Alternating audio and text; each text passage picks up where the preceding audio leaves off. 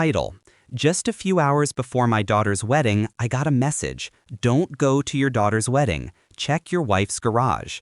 At first, I thought it was a joke.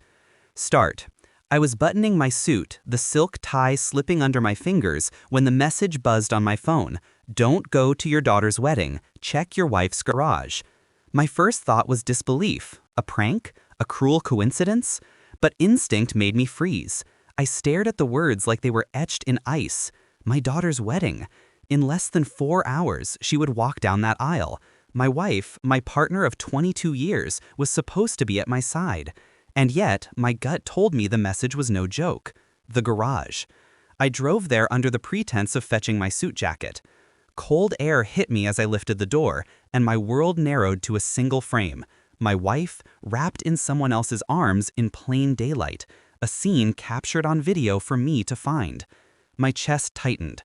I wanted to turn, to run, to pretend I hadn't seen. But something inside me locked into focus. Pain turned into calculation. We'd shared everything once. I remembered the nights she whispered dreams in my ear, the mornings we laughed over burnt coffee, the life we painstakingly built. Betrayal, I realized, was not just an act. It was a violation of history, of intimacy, of trust. The deeper the bond, the sharper the knife. Signs had always been there. A phone hidden a little too quickly. Smiles shared in hallways that froze when I entered. I had brushed them off. I was too trusting, too occupied with life, with our daughter's happiness, with mundane concerns. But now, the truth wasn't hidden. It was glaring, raw, undeniable. I left without a word, letting the garage door settle with a metallic sigh behind me. My mind was a storm, yet strangely calm. Anger didn't cloud me, it focused me. I would not act like a man betrayed. I would act like a chess player facing a checkmate, methodical, precise, patient. Step 1, surveillance. Cameras discreetly installed, conversations recorded, every transaction, every suspicious movement cataloged. Step 2, evidence. Emails, credit cards, phone logs, every thread of their deceit woven into a digital tapestry. Step 3, timing. The wedding would go on. She would stand before our daughter, smiling, oblivious to what I had uncovered. And yet, she would not leave without paying the price. Weeks passed in quiet observation. I watched her carefully, noting routines, predicting moves, letting her arrogance grow. She believed she was untouchable. I let her. Then the moment arrived. I confronted her in private first.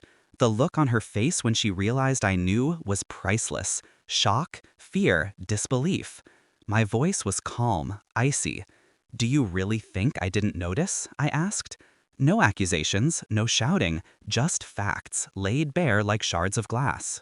Her excuses stumbled out, weak and hollow. I let them fall. Every lie she had spun around our family, our life together, crumbled under the weight of truth. She wanted drama, I gave her none. I gave her justice. Then came the public unraveling.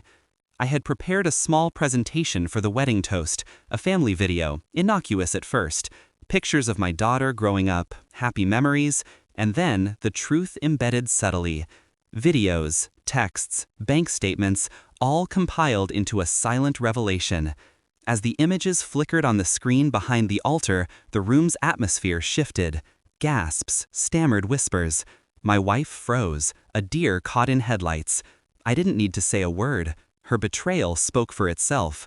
Friends who had nodded politely at her stories now looked at her with the skepticism she deserved. Family members who had trusted her smiled at me with newfound understanding. The power had shifted silently, invisibly, but palpably. Later, alone in the study, she begged for forgiveness. I listened, calm, controlled. I felt no rush to hate her. Hatred would have been too easy. I felt a cold satisfaction instead, the kind that comes from victory earned with intellect and patience. Justice had been delivered, not through rage, but through precision. I thought of my daughter, radiant and laughing, her wedding unharmed by the shadow her mother cast. She didn't need to know every detail. She only needed to feel safe, cherished, and loved. And she did. I closed the blinds, letting evening light soften the edges of the day's revelations. I sipped my whiskey, tasting the bitter sweetness of vengeance and relief. There was no chaos, no uncontrolled fury. There was only order restored, a life's balance realigned. Some people think revenge is destructive. They don't understand the quiet, almost surgical satisfaction of reclaiming one's dignity and truth. They don't understand the empowerment of watching someone who thought themselves untouchable crumble without you ever raising your hand. I didn't shout, I didn't hit, I didn't scream. I let time, evidence, and calm intelligence do the work. And now, as I prepare to leave for the reception, I am lighter, sharper, free from the deceit that threatened to poison everything I loved. My daughter smiles at me, radiant, oblivious to the storm that passed silently in her mother's absence. I am not broken. I am not bitter. I am vigilant, resolute, and, most importantly, victorious. And she will never forget that a man betrayed can be more dangerous in silence than in rage. Justice isn't loud. It's deliberate. It's devastating. And today, it was mine.